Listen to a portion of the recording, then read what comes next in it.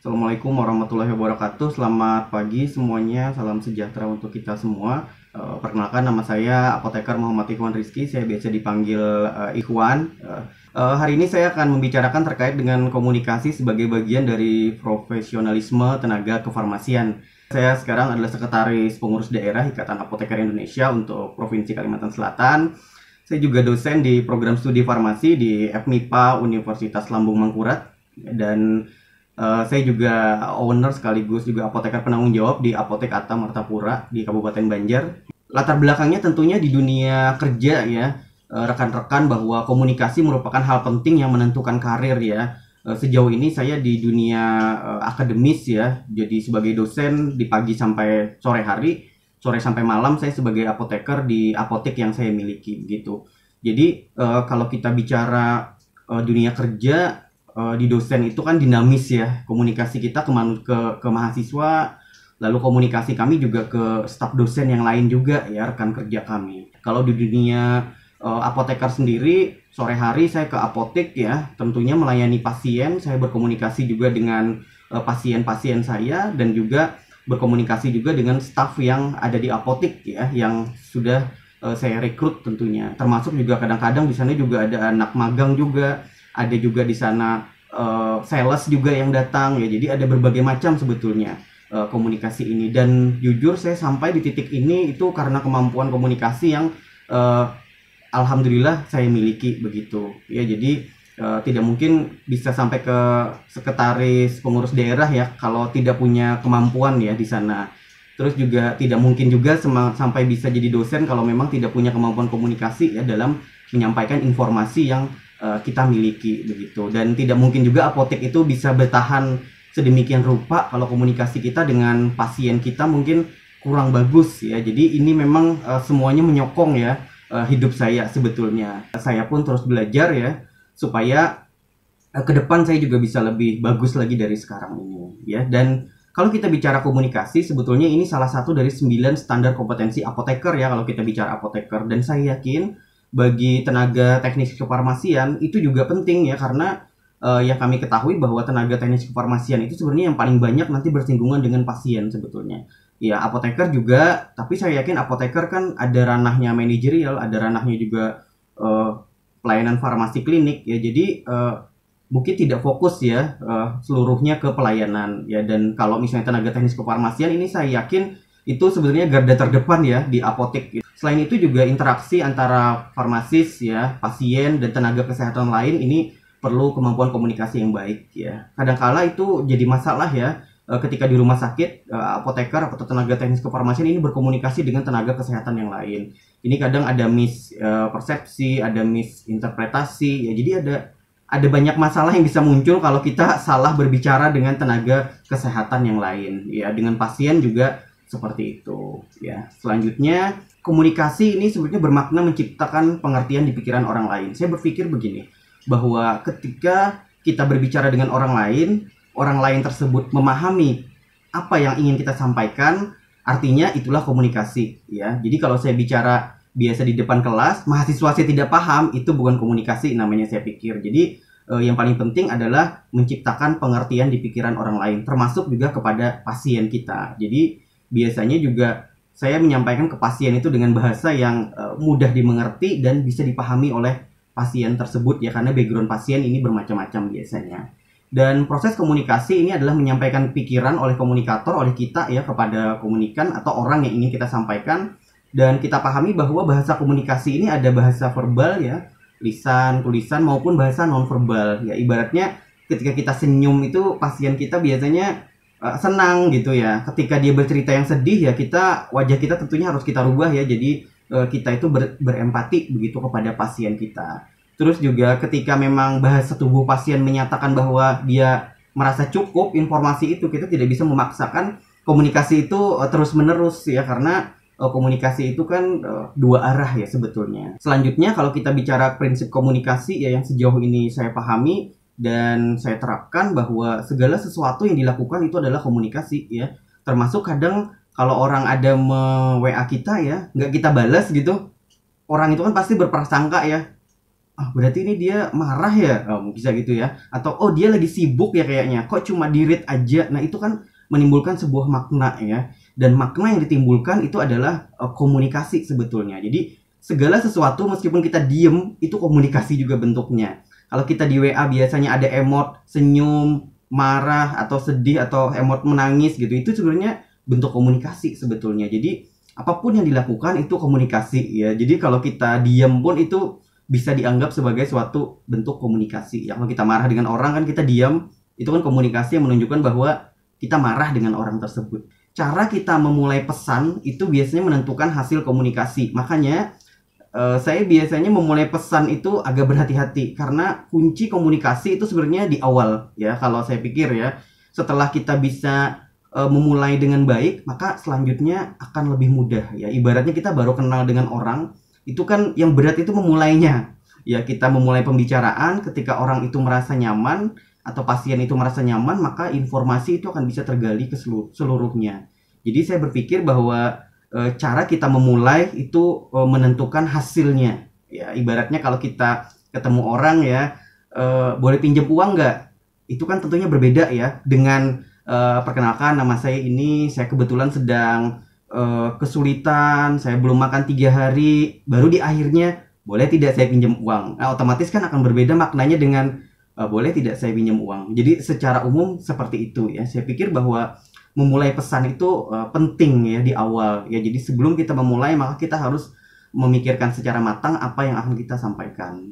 Cara pesan itu disampaikan itu juga berpengaruh terhadap cara pesan itu diterima ya. Apakah kita dengan nada yang tinggi ya, atau nada yang lembut ya, atau nada yang tegas, atau nada yang seperti apa. Jadi caranya itu disampaikan tentunya juga berpengaruh terhadap pesan itu bisa diterima ya. Dan biasanya komunikasi yang sesungguhnya itu pesan yang diterima ya, bukan yang dimaksudkan. Dan komunikasi ini adalah 2 arah ya. Kita mungkin harus bisa membaca gelagat pasien ya, apakah dia menyimak pesan kita ataukah itu hanya formalitas ya. Karena mengangguk pun kadang bisa jadi bentuk sebagai formalitas saja ya, menyebutkan oh iya itu kan kalau kita kadang formalitas ya, iya kayak gitu. Ketika kita banyak berbicara, pasien cuma bilang iya, oh berarti itu saya anggap ya itu adalah bukan komunikasi ya.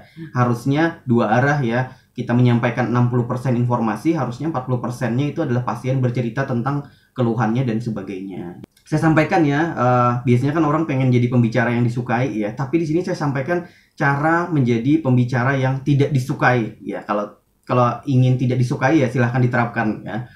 Yang pertama adalah memonopoli percakapan, termasuk dengan pasien juga ya. Kita paham mungkin ini adalah pasien, tapi kita kan belum tahu backgroundnya seperti apa. Jangan-jangan pasien kita itu adalah dokter ya, atau orang yang memiliki pendidikan lebih tinggi dari kita ya. Jadi kalau kita monopoli dari awal, ini seolah-olah kita itu sok pinter ya kalau dalam bahasa kita biasanya ya. Jadi hindari memonopoli percakapan ya. Selanjutnya yang kedua, hindari juga memotong pembicaraan. Meskipun kita mungkin harus terpaksa memotong, biasanya kita mengucapkan oh mohon maaf ya saya potong sedikit kayak gitu kan. Jadi ada permintaan maaf ketika kita memotong suatu pembicaraan ya. Ini komunikasi ya, bukan debat ya. Kalau debat kan bisa saling potong memotong ya pembicaraan, tapi kalau komunikasi secara umum itu ketika kita memotong pembicaraan orang lain itu adalah suatu dosa besar ya di dalam komunikasi ya. Yang ketiga adalah terlalu mengeneralisir ya, semuanya kita pukul rata, kita sudah menyimpulkan sebelum pembicaraan itu selesai disampaikan ya. Lalu yang keempat adalah menggurui ya. Kita belum tahu ya, jangan-jangan yang lebih muda ini memang lebih paham daripada kita ya. Jadi menggurui itu sangat dihindari di dalam komunikasi. Makanya kami pun biasanya sebagai narasumber menyampaikan bahwa kami hanya sharing ilmu pengetahuan ya. Mungkin yang hadir di sini lebih paham ya, atau lebih hebat daripada kami ya. Jadi seperti itu. Dan juga kita tidak boleh terlalu banyak memberikan jaminan. Kita bisa berbicara dengan orang ya, ini pasti sembuh bu. Kita kan tidak bisa ya memberikan jaminan ya kepada pasien bahwa obat yang diberikan itu akan menyebabkan pasien itu pasti sembuh ya. Karena dia akan berpikir ketika tidak sembuh itu berarti kita berbohong ya terhadap pasien ya. Jadi kami biasa menyampaikan bahwa ini adalah sesuai dengan indikasinya bu, kalau memang ini sudah cocok dan sesuai nanti insya Allah akan sembuh gitu. Tetapi kalau tidak sembuh, biasanya kami akan sampaikan silahkan kembali ke sini atau berperiksa ke dokter bu, karena mungkin penyakitnya ini kan kita tidak bisa meraba-raba ini penyakit apa sebetulnya. Karena kan kami di apotek biasanya banyak itu dalam bentuk swamedikasi ya, atau pasien membawa keluhan lalu kami berikan obat. Jadi seperti itu. Selanjutnya biasanya suka menceritakan rahasia ya, terutama rahasia pasien ya, karena namanya di apotek itu kan komunitasnya biasanya tidak begitu luas ya. Kalau saya misalnya apotek saya itu di daerah perkampungan ya, otomatis pelanggan saya ya hanya seputaran kampung tersebut ya. Makanya kami juga biasanya menjaga rahasia dari pasien-pasien tersebut ya. Ada yang mungkin suaminya buang air kecil berdarah gitu, berarti kan kita udah tahu nih, oh ada infeksi kira-kira di saluran itu. Biasanya kan penyakit tersebut kan dikarenakan bisa jajan sembarangan ya, bisa ya, atau ada hal yang lain gitu yang dianu pasien. Ada juga pasien yang anaknya gangguan jiwa begitu. Tentunya kami juga berhati-hati ya untuk menyampaikan ke tetangganya yang ada di sana juga ya. Kadang pasien itu bersebelahan rumah tetangga ya, dia datang berbarengan ke apotek, jadi kita mereka saling bertegur sapa, berarti ini orang dekat, berarti kita juga kalau menyampaikan informasi yang sifatnya rahasia ini tunggu salah satunya pergi dulu ya. Jadi seperti itu biasanya. Dan menyebarkan gosip juga dihindari ya, apalagi di apotek yang sifatnya di daerah atau di perkampungan. Selanjutnya ini sangat membesar-besarkan diri ya. Biasanya paling kita hanya menceritakan bahwa kita adalah apoteker begitu. Jadi sejauh itu saja ya, tidak sampai hal-hal yang berlebihan. Selanjutnya suka berkeluh kesah ya. Ini adalah pembicara yang tidak disukai juga ya. Ketika kita berbicara dengan orang lain, kita hanya membawa keluhan kita ya. Jadi mengeluh aja, aduh pasiennya ini ribet banget sih, aduh pasiennya ini banget sih, bu pasien yang itu tuh loh bu. Nah itu kan nggak bisa ya kita bawa hal seperti itu.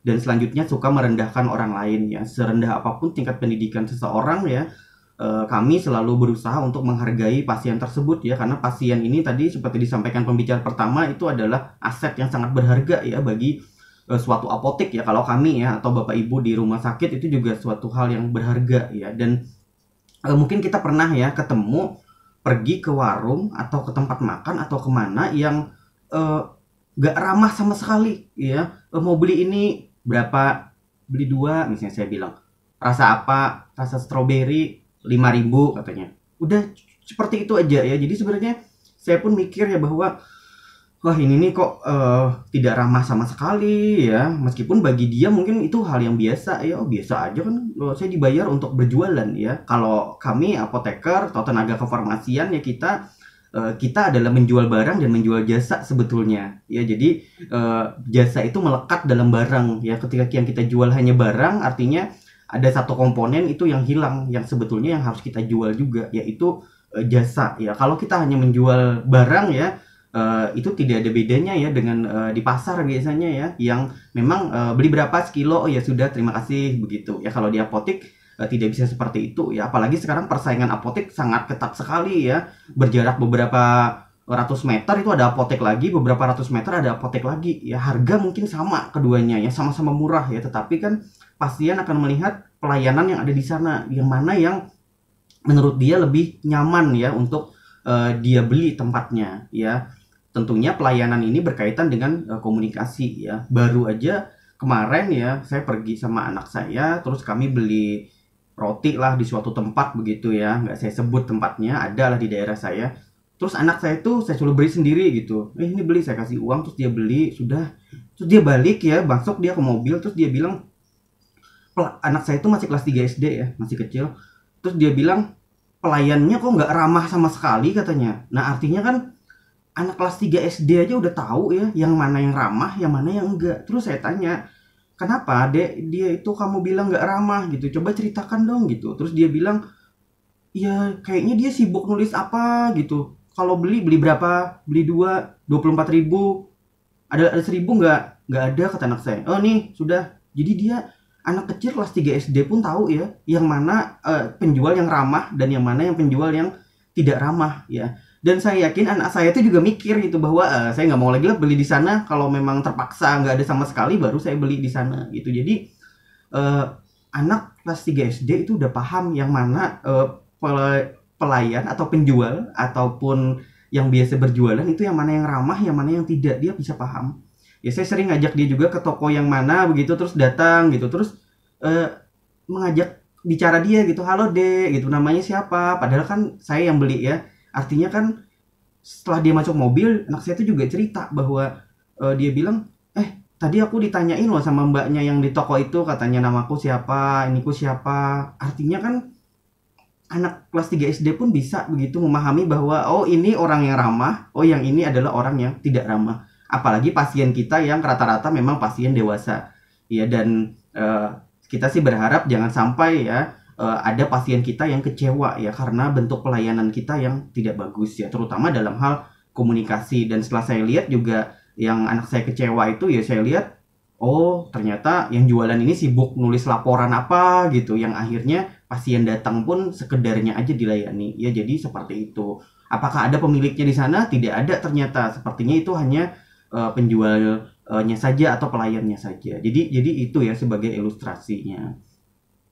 Terus juga kita kadang menghadapi berbagai macam orang sulit ya, di apotek, di rumah sakit, di puskesmas, mungkin itu pasti ya, entah itu pasien kita ataupun sejawat kita ya. Tetapi biasanya ini hal-hal yang biasanya saya lakukan ya untuk menghadapi hal sulit. Yang pertama, biasanya biarkan orang yang sulit tersebut mengetahui bahwa Anda mendengarkan. Jadi saya biasanya pertama, ada apa sih sebenarnya Bu? Bisa diceritakan nggak? Ibunya akan cerita panjang.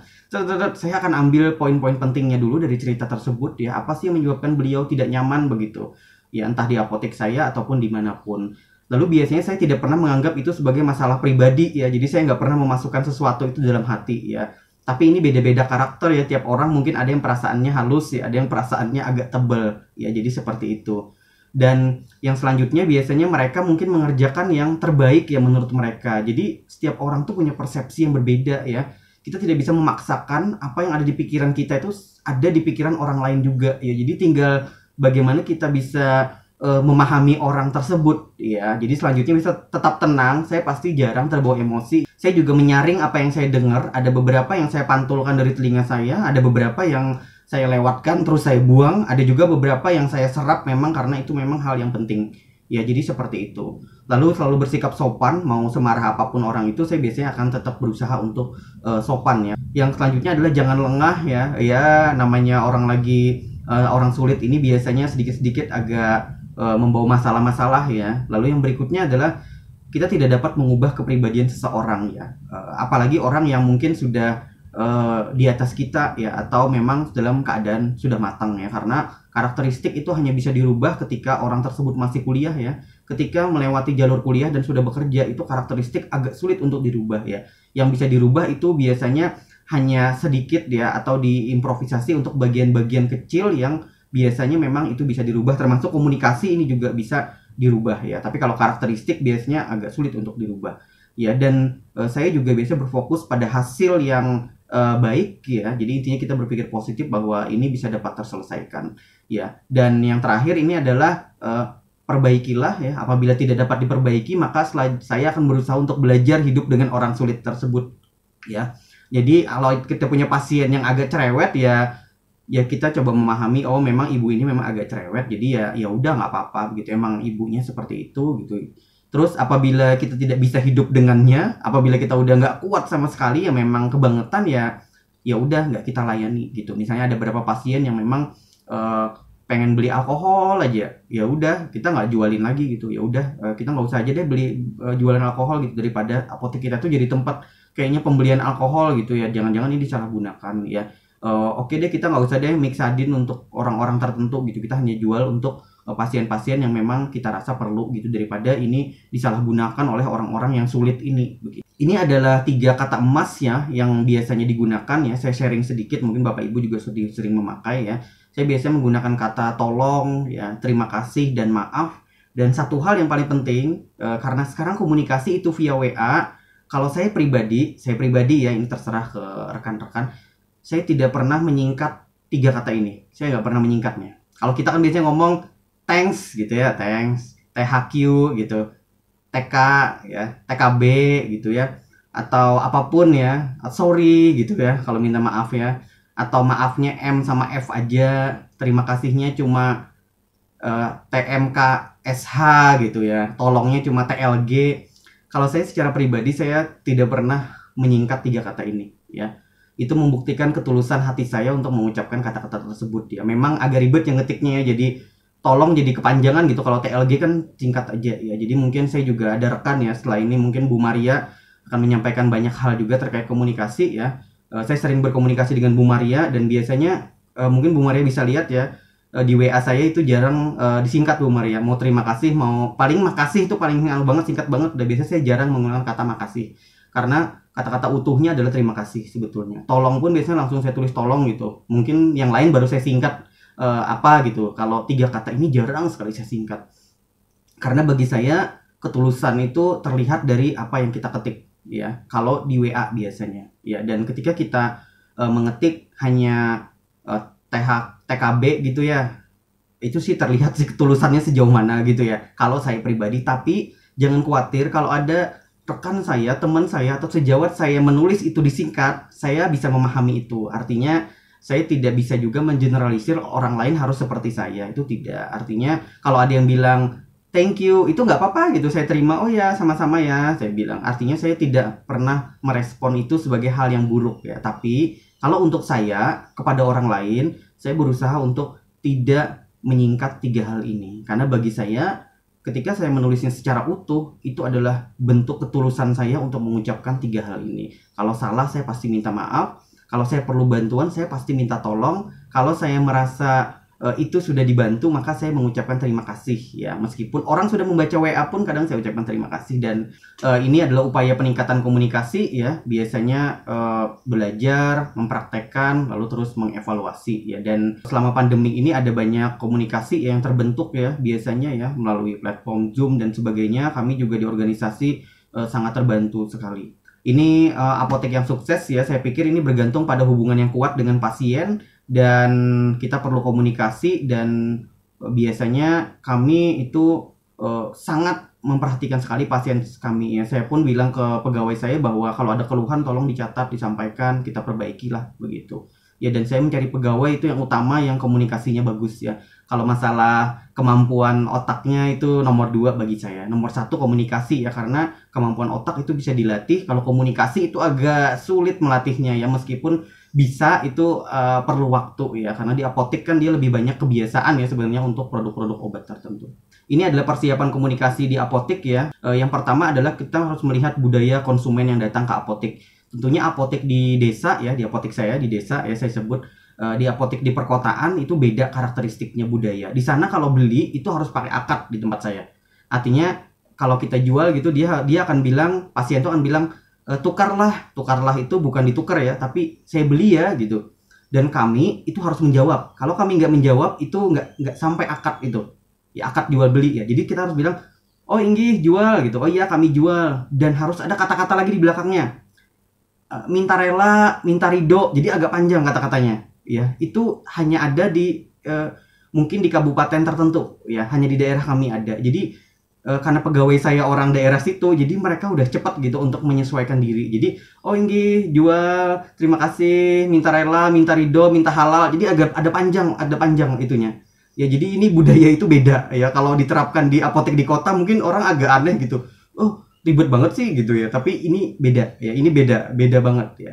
Lalu kita juga menyesuaikan tata letak apotek dengan budaya lokal ya, ini penting. Kalau saya sebut Kimia Farma mungkin biasanya ada swalayannya ya. Kalau di apotek di desa di tempat kami itu nggak bisa ada swalayan. Kalau bisa pasien itu belinya dari sepeda motor langsung, kalau bisa. Jadi sambil kedengeran beli anu Pak, oh iya Pak, ini Pak. Jadi kami harus sambil ekstra. Jadi apotek itu harus kami agak majukan sedikit sampai ke titik terdepan dari toko itu ya. Jadi itu ya yang paling penting, ini budaya lokal ya. Kita harus, lalu juga kita lihat gaya bahasa suatu komunitas. Gaya bahasa ini beda-beda tiap tempat ya. Komunikasi kan tidak sampai menjangkau sejauh itu biasanya, tapi itu lebih kepada kitanya bagaimana. Lalu kita harus mengenali karakteristik setiap pelanggan. Karena kami di desa, jadi apotek kami itu orangnya itu aja keputer ya. Mungkin dari desa sebelah akan datang, ketika dari desa kami itu membawa informasi bahwa apotek ini murah dan pelayanannya bagus, dan kalau ngasih obat itu selalu sembuh. Nah itu biasanya dari apotek dari warga sebelah itu akan datang gitu. Dan kebetulan di desa itu kan, namanya desa itu kan komunikasinya sangat kuat sekali ya. Jadi satu orang ngomong A itu sekampungan itu bisa tahu. Jadi ini yang harus kita waspadai ketika dibilang apotek itu murah, maka sekampungan akan menyatakan apotek itu murah ya. Pelayanannya bagus, itu akan sekampungan akan bilang bagus ya. Jadi seperti itu ya. Jadi ini yang terakhir, singkat, sederhana, fokus ke pesan utama, minta mengulang poin yang kita sampaikan, dan mendorong pasien bertanya, serta biasanya kami juga menyediakan selebaran atau kami tulis di kertas kecil ya, karena pasien biasanya suka lupa ya. Jadi itu yang bisa kami sampaikan ya, secara singkat ya. Mohon maaf apabila ada kesalahan dan terlewat ya.